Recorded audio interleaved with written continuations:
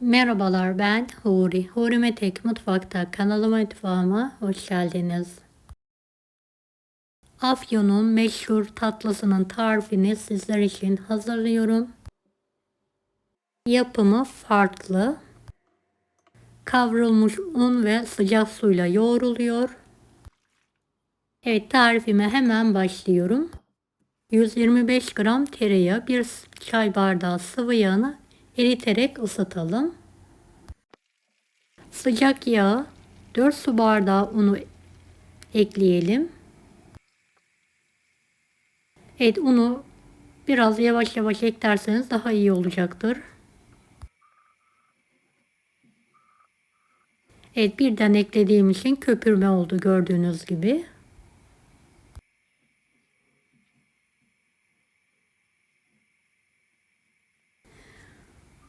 Kısık ateşte unu şöyle toparlayarak karıştıralım.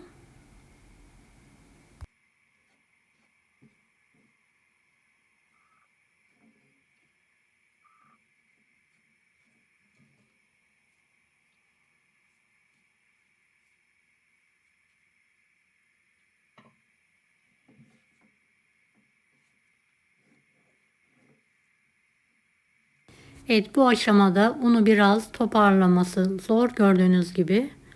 Şöyle bir silikon kaşıkla toparlamaya çalışıyorum.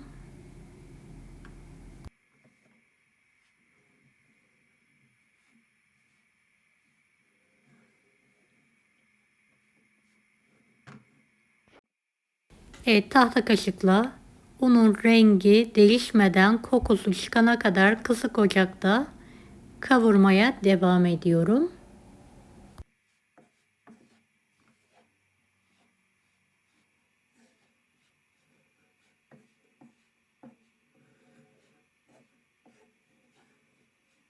Evet, yavaş yavaş kokusu çıkmaya başladı.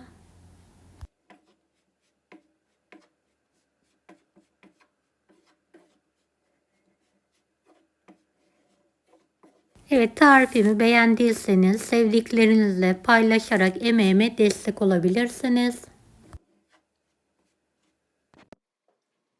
Evet, un böyle topak topak ve unun rengi değişmeden kokusu çıktığında altını kapatalım. Fırın tepsisine alıyorum.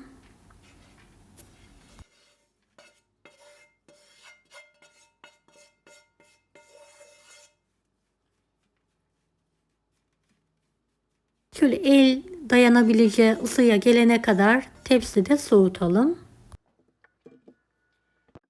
Şerbetimiz için 3 su bardağı toz şeker,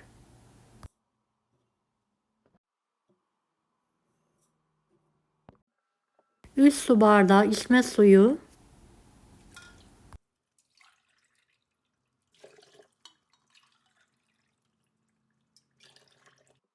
2 tane limon tuzu.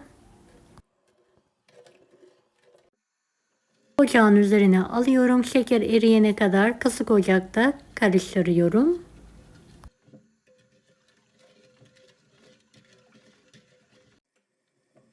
...15 dakika kıvamlı bir şerbet hazırlayalım. Altını kapatarak kenara kaldıralım. 1 çay kaşığı dolusu karbonat ekliyorum. Şöyle bir yoğuruyorum. 1 su bardağı kaynar sıcak suyu ekleyerek elimle yoğuruyorum.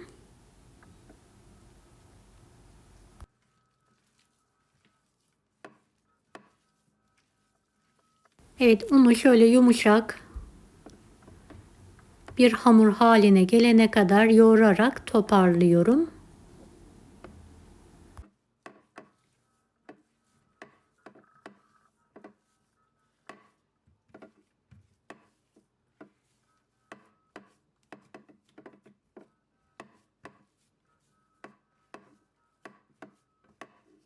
Evet, şöyle bir en son toparladım. Elime yapışmıyor. Şöyle cevizden büyük olacak şekilde kopartarak videodaki gibi şekil vererek yuvarlıyorum. İki parmağımla orta kısmına bastırarak şekil veriyorum.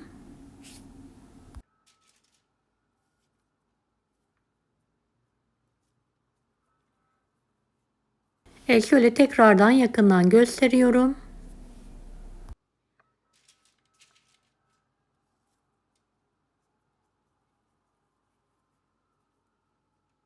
Tatlıyı dilediğiniz büyüklükte şekil verebilirsiniz.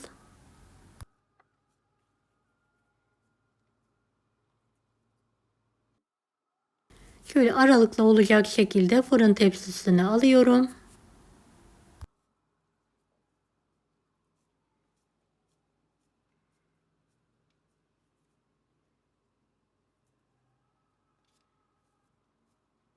Tamamen hepsine şekil verdikten sonra önceden ısınmış 165 derece fanlı fırında üzeri şöyle nar gibi kızarana kadar pişirmeye bırakalım.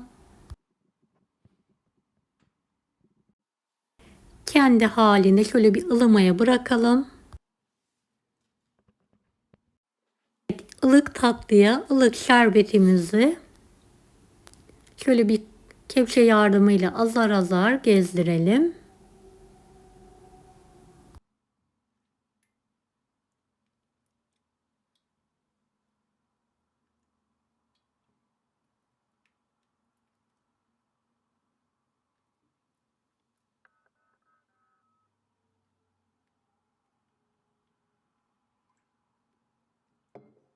Beni hangi ülkeden veya şehirden izliyorsunuz merak ediyorum. Yoruma yazarsanız sevinirim. Evet, şerbetin hepsini gezdirdikten sonra kendi halinde soğumaya bırakarak dinlendiriyorum. Dinlenen tatlıya dilediğiniz şekilde ikrama hazırlayabilirsiniz. Ben Antep fıstığı ve kavrulmuş fındıkla servise hazırlıyorum.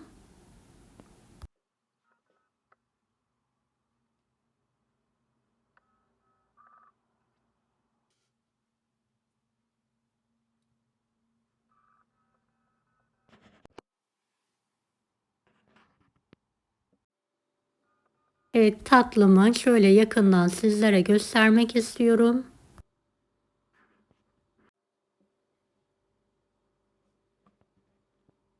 Kavrulmuş unun tadı böyle topak topak ağza geliyor.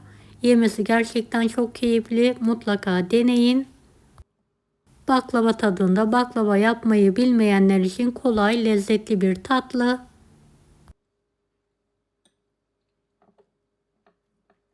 Deneyecek olan herkese şimdiden kolaylıklar dilerim. Allah'a emanet olun. Hoşça kalın.